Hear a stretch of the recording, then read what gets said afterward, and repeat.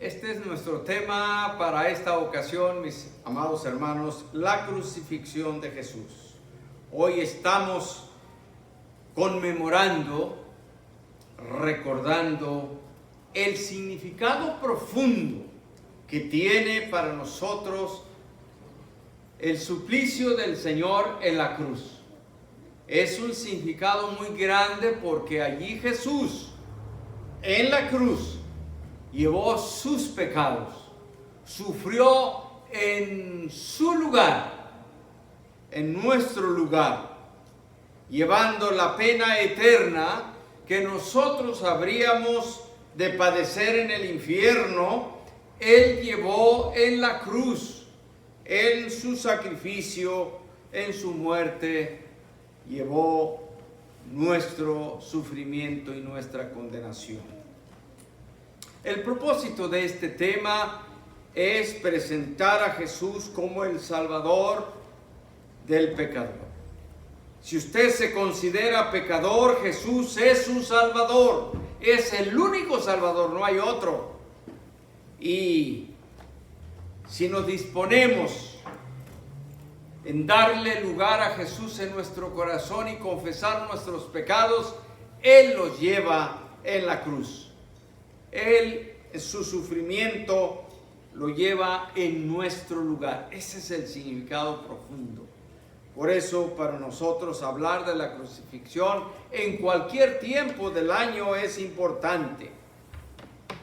En Mateo 27, del 11 al 14, vemos a Jesús ante la acusación de los principales sacerdotes y de los ancianos. Así es que si usted tiene su Biblia, le invito a abrir su Biblia en este pasaje. Mateo 27, 11 al 14. En este pasaje encontramos que los religiosos le están acusando al Señor y Él calla ante las acusaciones falsas. Ellos lo presentan ante Pilato, pero Él no responde con palabras contundentes. Jesús guarda silencio ante las preguntas y acusaciones, tal como estaba profetizado. Su silencio revela la obediencia y la misión que cumpliría, incluso frente a su acusación injusta. Este episodio nos invita a mirar la serenidad de Cristo ante la adversidad y a confiar en que Dios está obrando, incluso cuando la crítica humana parece implacable. Es un ejemplo para nosotros de estar serenos, inmóviles ante una situación muy adversa. En medio de la acusación y la injusticia, la cruz se convierte en el centro de la historia de la salvación. Jesús, sin romper su propósito, camina hacia la cruz para traer la redención a la humanidad y a usted. Este pasaje nos invita a reflexionar sobre la justicia humana frente a la soberanía de Dios y sobre el amor que se entrega sin reservas. Número 1, la crucifixión fue a petición de los principales sacerdotes y los ancianos y fariseos, de acuerdo a Mateo 27, 15 al 24. Esos tres grupos religiosos pidieron la crucifixión sin saber qué es lo que Dios quería hacer. Pero ellos lo hacían con dolo, con envidia, rechazando a Jesús. Igual Judas, quien lo entregó, lo hizo por rechazo al Salvador para causarle daño, sin saber que el propósito de Dios era salvar al hombre mediante el sacrificio de Cristo.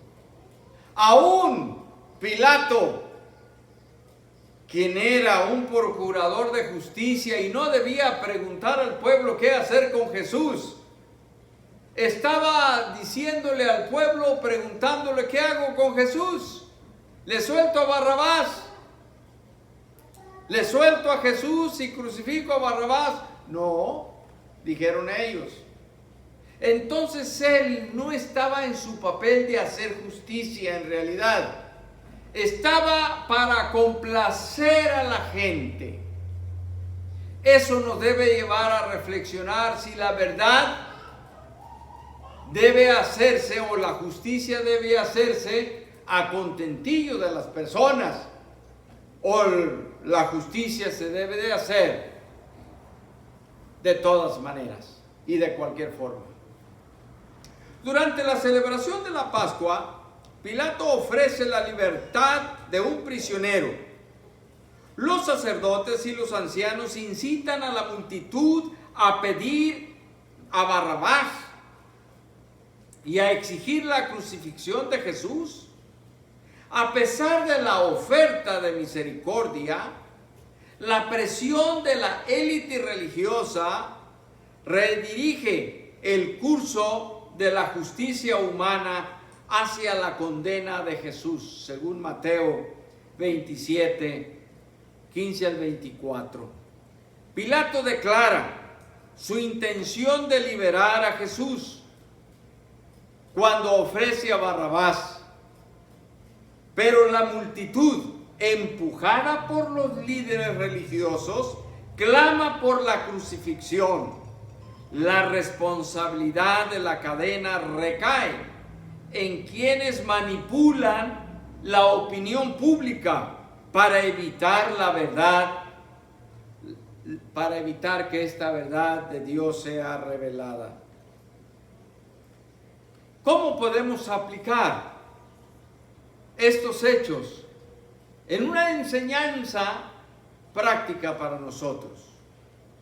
Primero, una reflexión sobre la tentación de ceder ante la presión social.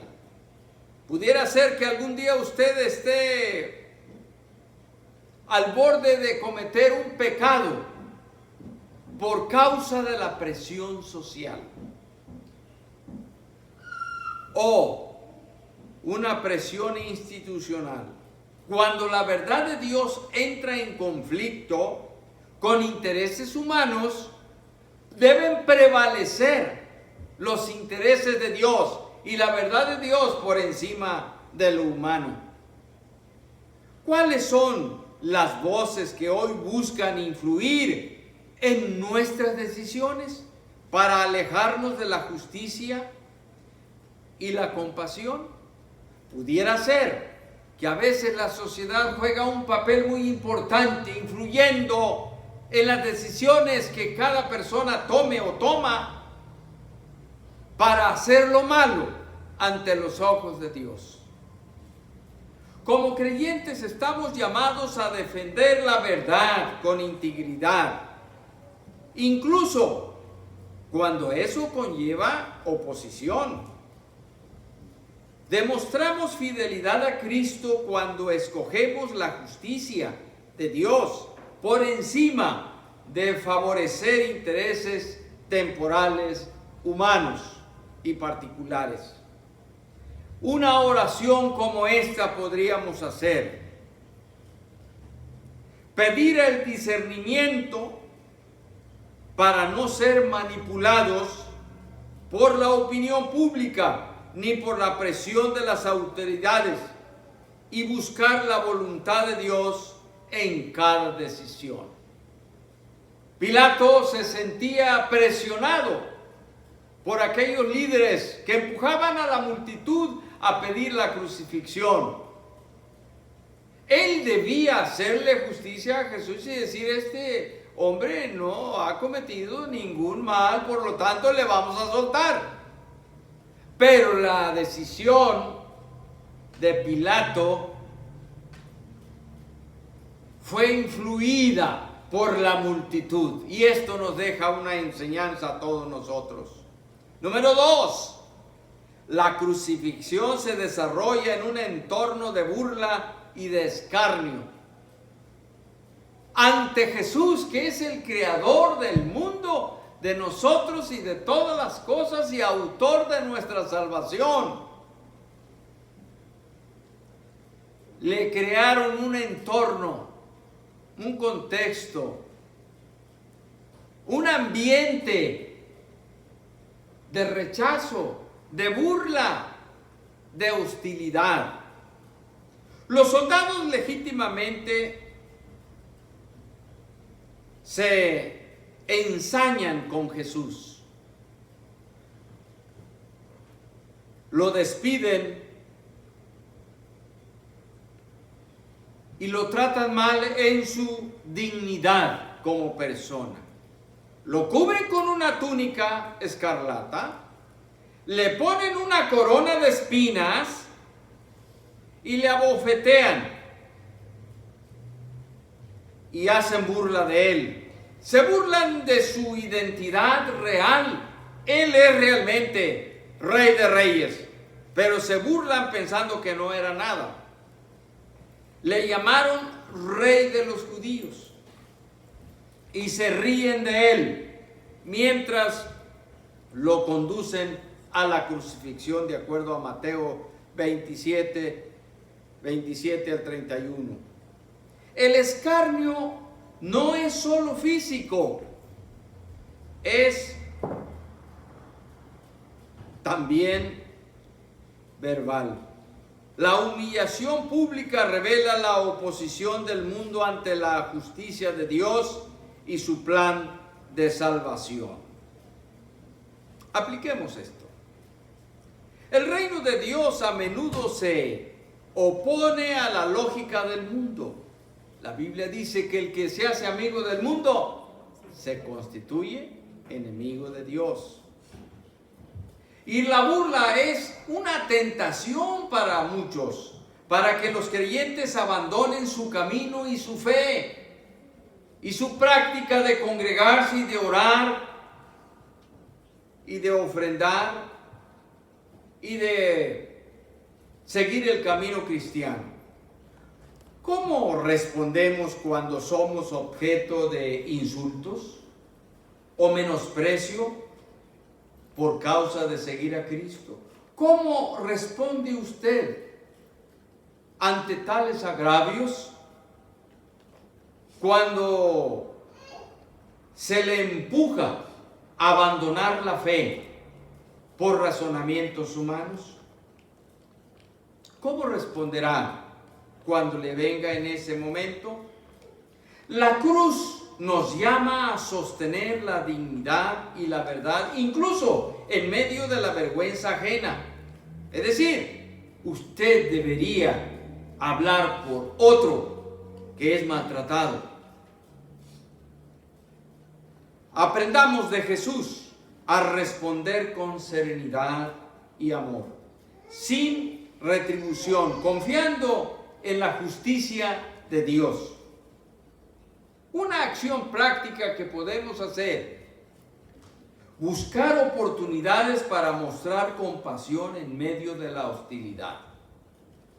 Y recordar que nuestra identidad en Cristo no busca la aprobación humana, sino que busca la aprobación del Señor, porque un día estaremos en el juicio de Dios. Y si el hombre buscó la aprobación humana en contra de la aprobación divina, ¿de qué le sirve al hombre ganar todo el mundo si pierde su alma?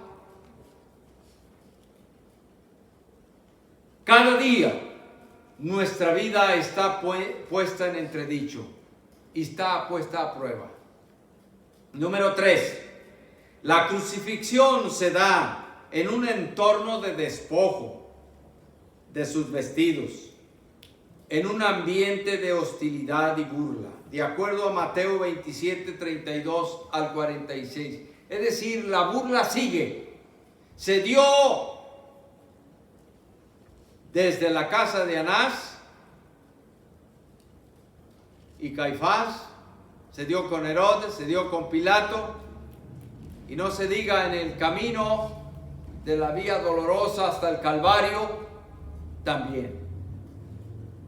Fue un suplicio para el Señor desde Getsemaní, porque estaba orando en agonía y su sudor eran como grandes gotas de sangre. El Señor sufrió por el pecador. En la travesía hacia la cruz, Jesús enfrenta la humillación pública. Es despojado y crucificado. Mientras el mundo lo rechaza, Él continúa cumpliendo la voluntad del Padre.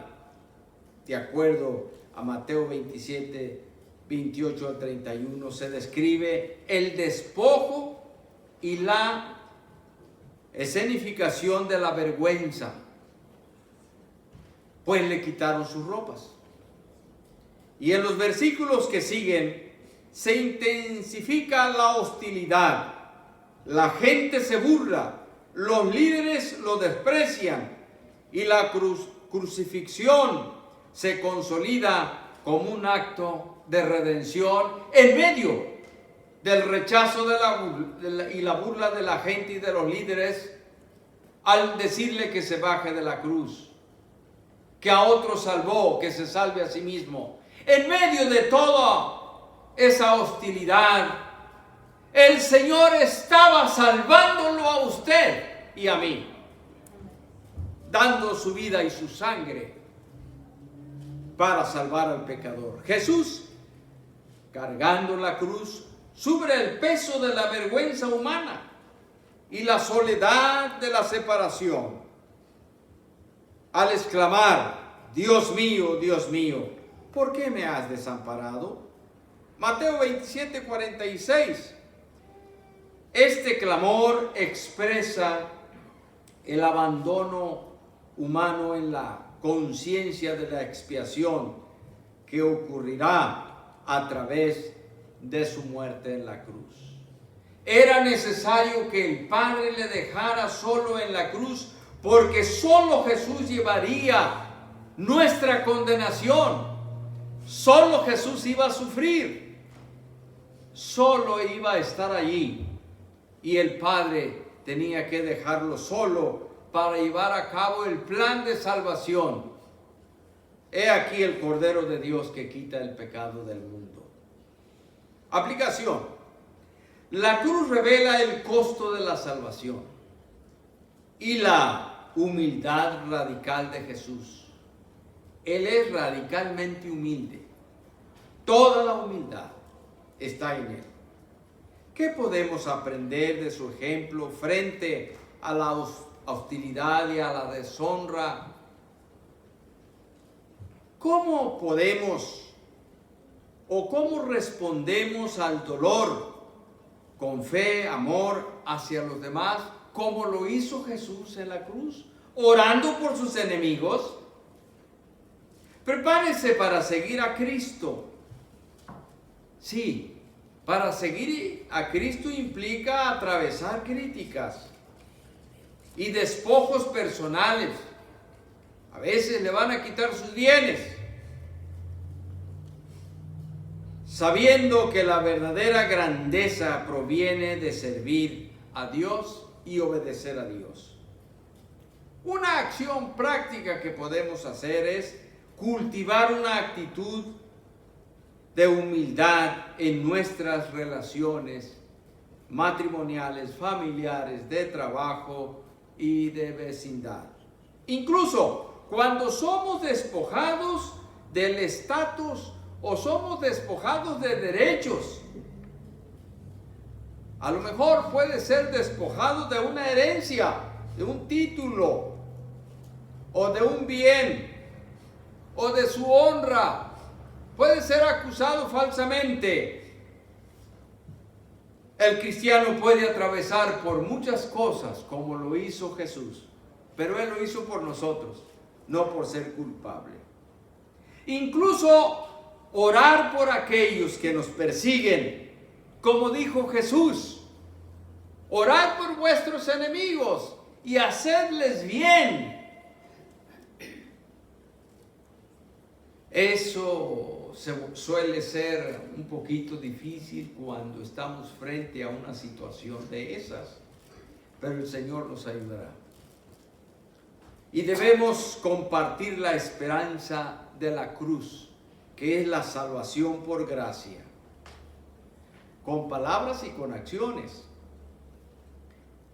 para lograr el plan de salvación. Y termino con las 7 palabras o las 7 frases de Jesús en la cruz. La primera de ellas es: Padre, perdónalos, porque no saben lo que hacen. Lucas 23:34. Orar por aquellos que le están crucificando, por los que decidieron su crucifixión. Orar por ellos. Yo me pongo a pensar a menudo en Simón de Cirene, que cuando Jesús iba cargando su cruz y ya no podía portar tan pesada, y porque el Señor había estado toda la noche en situación adversa desde el Getsemaní, casa de Caifás, yendo con Herodes y para allá y para acá toda la noche. Simón de Cirene tal vez iba a algún mandado, como a veces nosotros vamos a alguna parte y no tenemos otro plan. Iba pasando por allí, pero tuvo el privilegio de cargar la cruz y ayudar al Señor. Eso también tiene una aplicación para nosotros. Dios tiene una bendición para ti a veces que tú no ni has planeado tener, o vas a hacer algo que tú no pensabas hacer, pero que lo vas a hacer para Jesús, como Simón de Cirene. Puedes cargar la cruz ajena como Simón, y también orar por aquellos que nos maltratan. En las bienaventuranzas Jesús nos dice: bienaventurados sois cuando por mi causa os vituperen, os persigan y os maltraten y digan de ustedes toda clase de mal. Así es que el cristiano debe prepararse para todo, hasta para sufrir persecución. La frase número 2 del Señor desde la cruz es esta: en verdad te digo, hoy estarás conmigo en el paraíso. Lucas 23:43. Le dijo al ladrón arrepentido, ya que el Señor fue crucificado en medio de 2 ladrones, pero uno de ellos creyó. Y eso es un gozo para nosotros, porque esto nos enseña que un pecador puede arrepentirse en el último momento de su vida y ser perdonado, así como el ladrón en la cruz fue perdonado en el último momento de su vida. Algunos muy religiosos dirán: ¿y cómo fue que fue salvo y fue al paraíso y no se bautizó? Pues que la Biblia dice que la salvación es por gracia y es por creer en Cristo. Y él creyó y estuvo en el paraíso con el Señor. Número 3, Jesús le dice a su madre: mujer, he aquí tu hijo. Mujer, ahí tienes a tu hijo. Juan 19:26. Es maravilloso cómo el Señor le encargó también a su discípulo amado, a Juan, hacerse cargo de su madre. Jesús era buen hijo. Debemos imitar eso del apóstol Juan y también de Jesús, quien, aunque sabe que va a morir y regresa al Padre, encarga a uno de sus más leales a encargarse del cuidado de su madre. Dios mío, ¿por qué me has desamparado? Mateo 27, 46. Como ya dije, Jesús tenía que ir solo a la cruz. Pero había otra razón por qué el Padre no acompañaba a su Hijo Jesucristo en la cruz. La palabra siguiente, tengo sed, Juan 19, 28. Esto nos manifiesta que Jesús era completamente humano. Tenía sed, tenía hambre, como cuando estuvo junto al pozo de Jacob, tuvo hambre, lloró ante la muerte de Lázaro, tuvo sueño, se cansó, tuvo sueño, se durmió en la barca cuando vino la tormenta. Jesús era humano, pero era divino también. Pero aquí se manifiesta, había estado muy activo toda la noche, todo ese día, había sudado mucho, supuestamente, necesitaba hidratarse, agua, y no le dieron agua, le dieron vinagre en una esponja. Jesús exclamó, todo está cumplido, Juan 19:30, lo cual quiere decir que la salvación del pecador se había cumplido, se había realizado. El pecador puede tener toda la seguridad y toda la fe de que sus pecados han sido borrados y perdonados por el sacrificio de Cristo. Así es que no tenemos por qué estar dudosos o sentirnos culpables, porque el Señor ha perdonado y salvado al pecador. La Escritura dice que hemos sido reconciliados con Dios por medio de la muerte de Cristo. Y la Escritura dice que el que está en Cristo, nueva criatura es. Las cosas viejas pasaron, todas son hechas nuevas. Todo está cumplido, todo se cumplió. Solamente pon tu fe en Jesucristo y serás salvo de la condenación. Y por último, la frase de Jesús es, Padre, en tus manos encomiendo mi espíritu. Lucas 23:46.